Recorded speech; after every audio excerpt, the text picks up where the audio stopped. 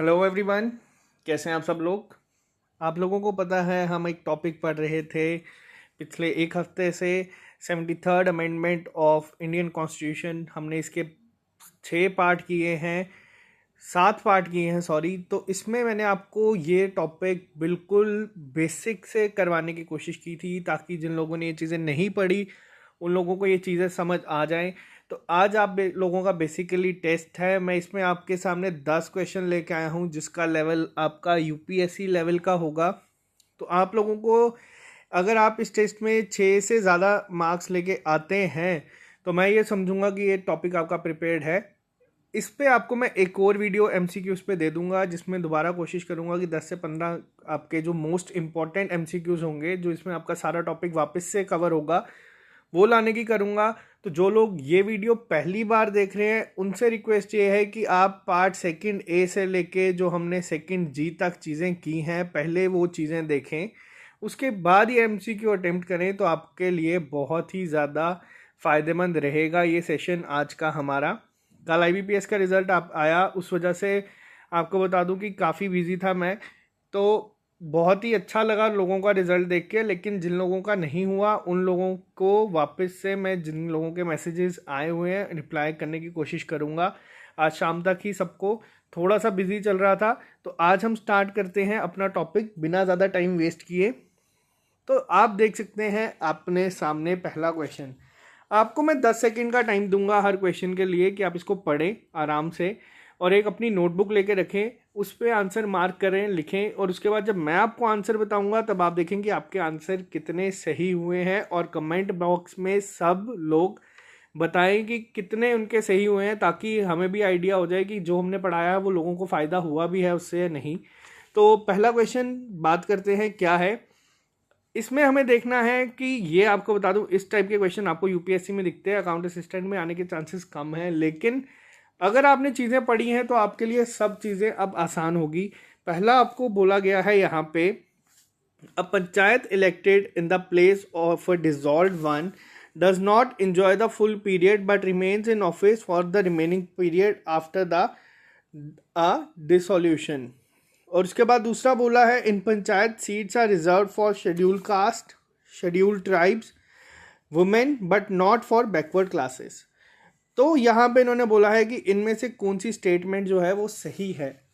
मैं आपको थोड़ा सा टाइम देता हूँ, आई होप अभी तक आप लोगों ने आंसर मार्क कर दिया होगा।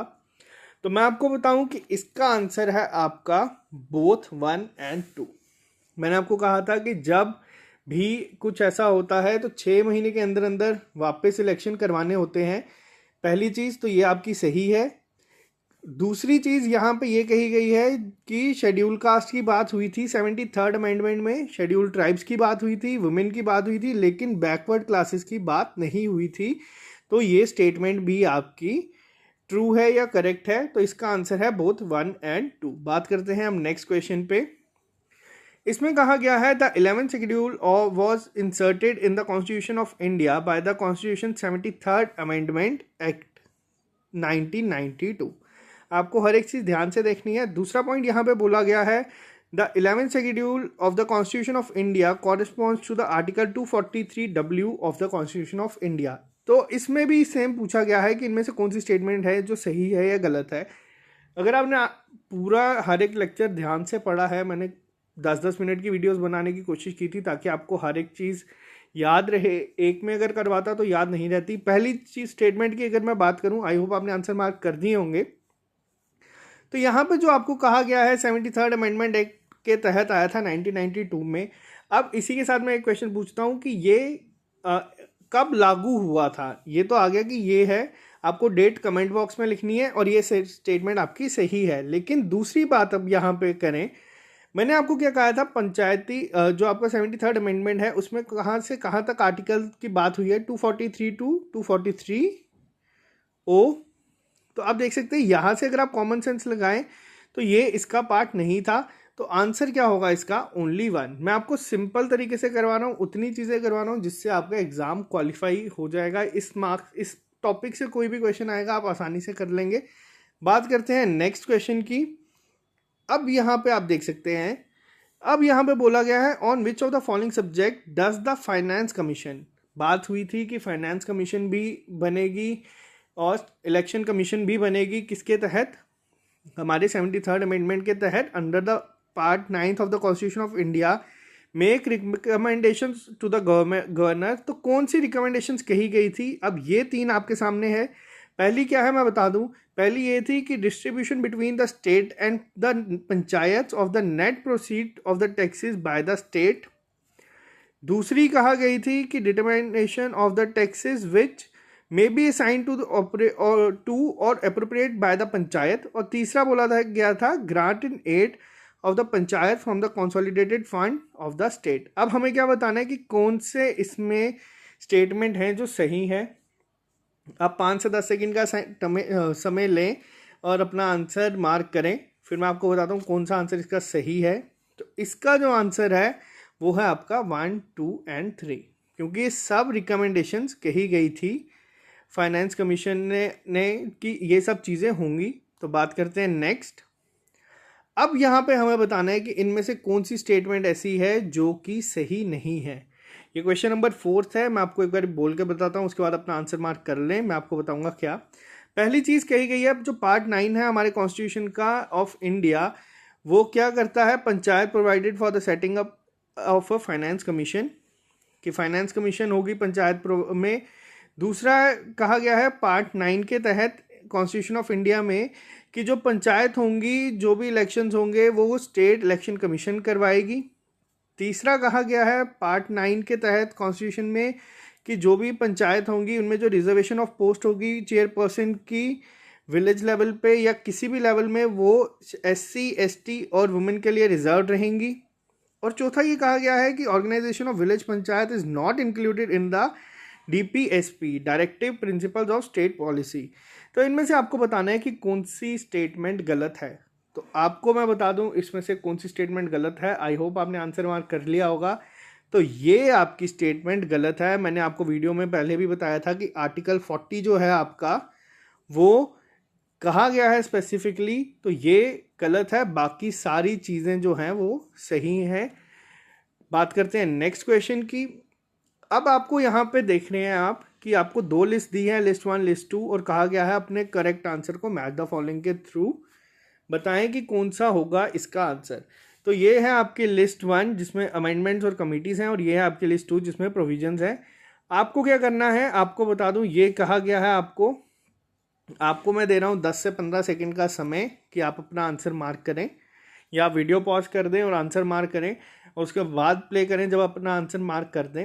अब आपको मैं बताऊंगा इन टाइप के क्वेश्चंस को करना किस तरह से है। ये एग्जाम में आपसे हो सकता है नहीं पूछे जाएं, लेकिन अगर आपने जो मैंने आपको पढ़ा है वो आसानी से अगर आपने ये पढ़ा है तो आप ये इसका आंसर मार्क कर देंगे, आपको ज़्यादा प्रॉब्लम नहीं होगी। अब आप यहाँ पे चीज़ें देख रहे हैं 73rd कॉन्स्टिट्यूशनल अमेंडमेंट। आपको 73rd हमने बताई है किसके लिए है, पंचायती राज के हमारे पंचायत राज के लिए। अब लेकिन यहाँ पे आप देख सकते हैं ऑप्शंस क्या क्या हैं। ये ऑप्शन इसके साथ नहीं जा सकता, तो A और 3 वाला आपका सामने सामने गलत हो जाएगा, यानी कि ये ऑप्शंस आपके सामने सामने एलिमिनेट हो गए। अब बात करते हैं 74th। अगर आपको इतना आइडिया है, मैंने स्टार्टिंग में वीडियो में बोला था कि वो इसके साथ होगा। ये हमें दिख रहा है कि म्यूनसिपल कॉरपोरेशंस के साथ है, तो इतना हमें पता चल गया है कि जो B है वो 3 होगा, लेकिन इन दोनों में B जो है वो 3 ही गिवन है। अब बात करते हैं कमिटीज़ की जो हमने पढ़ी थी, GVK कमेटी और LM कमेटी की। अब यहाँ पे जो चीज़ें हैं, आप लोगों को पता है कि कॉन्स्टिट्यूशनल स्टेटस टू पंचायती राज ये सबसे पहले किसने कहा था? ये कहा था आपका LM सिंघवी कमेटी ने, यानी कि D के साथ आपका 4th। आपको सारे मैच करने की ज़रूरत नहीं है, आप डायरेक्ट आंसर अपना इसको मार्क कर सकते हैं। फिर भी हम देख सकते हैं A का 2nd, यानी कि 73rd जो कॉन्स्टिट्यूशनल अमेंडमेंट थी उसमें स्टेट पंचायत कमीशन की बात हुई थी, तो ये सही है।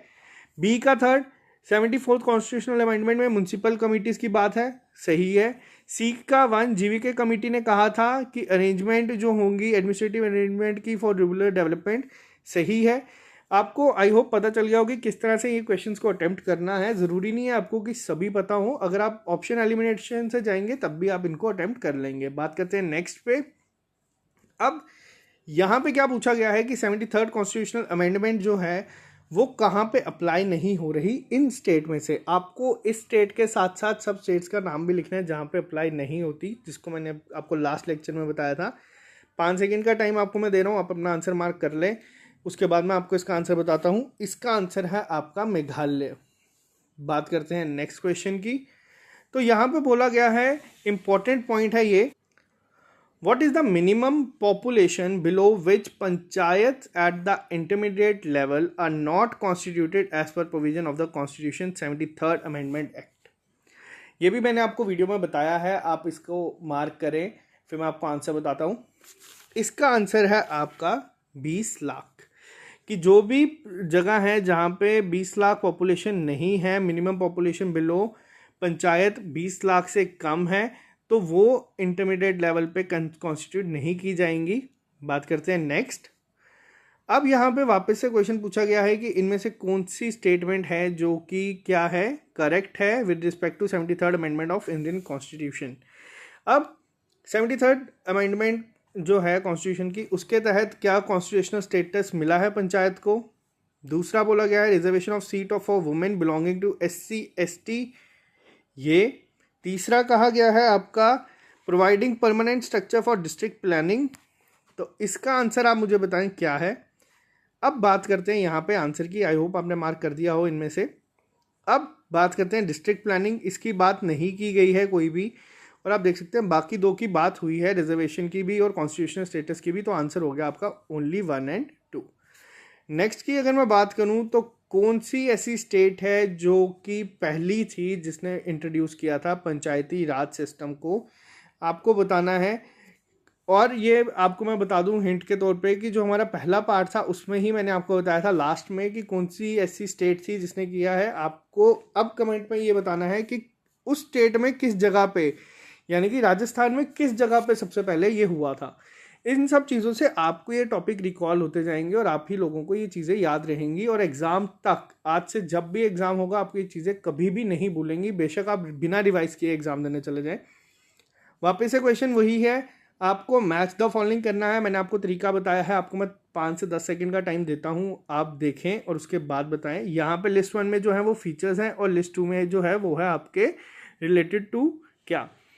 सबसे पहली चीज़, अब यहाँ पे हम देखें डेमोक्रेटिक डिसेंट्रलाइजेशन की बात किसने की थी। जो लोग मेरे को कहते थे कि हर बार मैं आधी वीडियो आपको रिवाइज करवाने में निकाल देता हूँ, आपको अब पता चलेगा वो क्यों निकालता हूँ, क्योंकि मैंने हर वीडियो में जब भी ये चीज़ रिवाइज करवाई है आप लोगों को, तो आप लोगों को चीज़ बताई थी कि कौन थे जिन्होंने डेमोक्रेटिक डिसेंट्रलाइजेशन की बात की थी।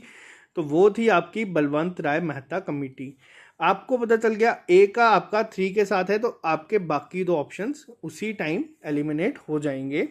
बात करते हैं फिर, अब आपको यहाँ पे एक चीज़ दिख रही है कि डी का 4th है, तो आपको ये पता है कि डी का 4th ही होगा। 2 टायर सिस्टम किसने कहा था, अशोक मेहता कमेटी ने। याद होगा तो अच्छी बात है, नहीं होगा तो यहाँ से आप देख सकते हैं। अब बात करते हैं पंचायती राज इलेक्शन की बात किसने में की थी, वो थी आपकी 73rd अमेंडमेंट, सी का 1। तो आपका ऑप्शन नंबर डी हो गया आंसर। ये थे आपके 10 MCQs जो हमने अभी पढ़े हैं, और इन 10 MCQs में अगर आप लोग आज 7 से या 6 से 7 से ज़्यादा नंबर लेके आ रहे हैं तो ये टॉपिक आपका कवर है और आप लोगों को इसमें कोई भी प्रॉब्लम नहीं आएगी। बात करते हैं अब यहाँ पे, तो ये टॉपिक आज हमारा कवर हो गया है। एक इस पे वीडियो आपको और मिलेगी जिसमें मैं दोबारा MCQs लेके आऊँगा जो कि आपके थोड़े से ईजी लेवल के होंगे। और जो लोग नए हैं, पहली बार देख रहे हैं, वो ज्वाइन कर सकते हैं हमें फेसबुक पे, इंस्टाग्राम पे SSS_, सुमितपुरी हमारी आईडी है। अब वहाँ पे जिन लोगों को पूछना है वो पूछ सकते हैं डाउट। क्विज़ हमारे टेलीग्राम पे होंगे। एक बार वीडियो बन जाए उसके बाद मैं आपसे जो क्विज़ होंगे इसी का वो आपका टेलीग्राम ग्रुप पे लूँगा। आप हमें चैनल को सब्सक्राइब कर सकते हैं, और आप हमारा जो पेज है फेसबुक पे SSS, उसे ज्वाइन कर सकते हैं ताकि आपको जितनी भी रिक्रूटमेंट ड्राइव्स होती हैं उसके बारे में नोटिस या इन्फॉर्मेशन मिलती रहे, आप अपडेट रहें। तो आज के लेक्चर में सिर्फ इतना ही, मिलते हैं आप लोगों से कल नए लेक्चर के साथ। Okay guys.